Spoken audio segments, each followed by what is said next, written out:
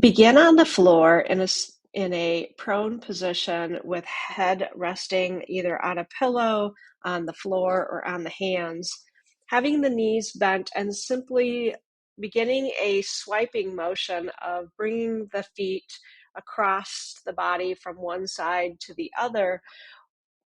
In this, you are focusing on simply bringing movement into the hips and allowing the fascia and the connective tissue that runs from the low back and the hips and into the upper legs to begin to loosen and have some fluidity in them. This practice can be done a couple times a day and done multiple times a week to improve flexibility in the hips. From here, extend the arms and bring the hips up to the sky, putting a little bend into the knees. If this creates pressure in the wrists, you can always come down onto the forearms and using the same maneuver, focusing on lengthening through the legs by bringing the hips up to the sky. And then coming down into a one-legged position by extending one leg over to the opposite side of the mat, lying down onto the floor. You may have to come in and out of this position a couple times with your breath in order to get some of that flexibility and loosening in the fascia.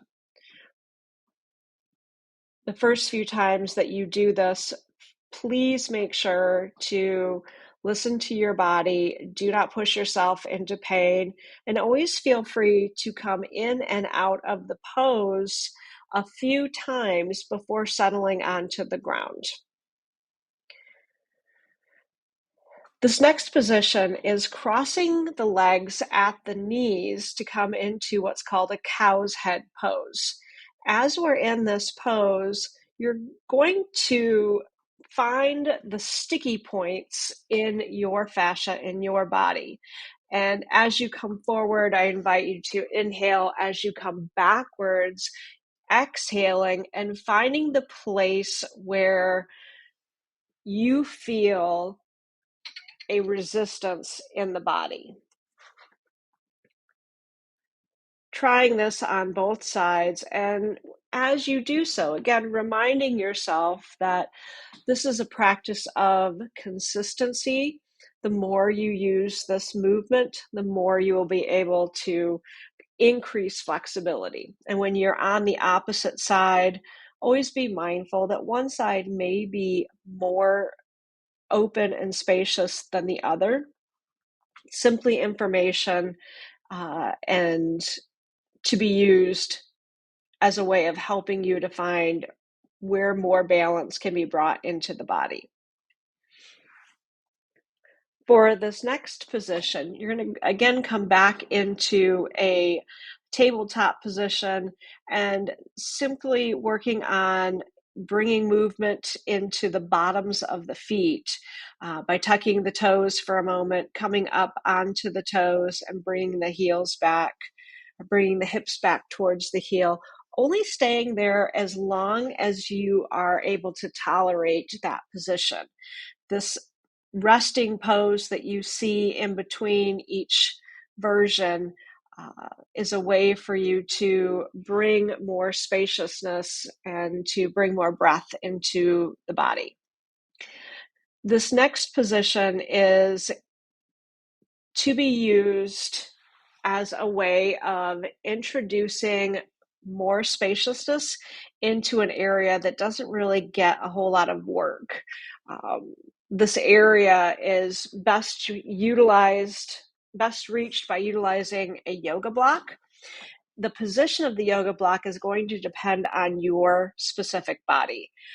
Once you find a place where you feel the sticky points in the inner thigh, then simply bring movement into the leg by doing a bicycle movement or simply extending and flexing the leg. And you can incorporate supination and pronation of the foot, as well as movement of the leg at the knee and at the ankle.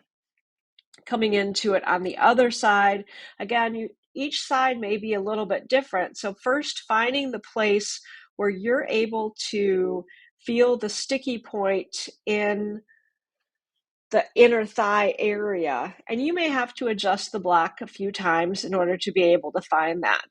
And holding the block there steady to create that shearing motion on the superficial fascia as a way of being able to invite more fluidity, invite more movement into the leg. And again, one day may be different from the other day. This is simply a way of inviting more fluidity, inviting more movement, inviting more flexibility into the leg. Always drink plenty of water, and that's going to help with the fluidity of the fascia as well. Enjoy.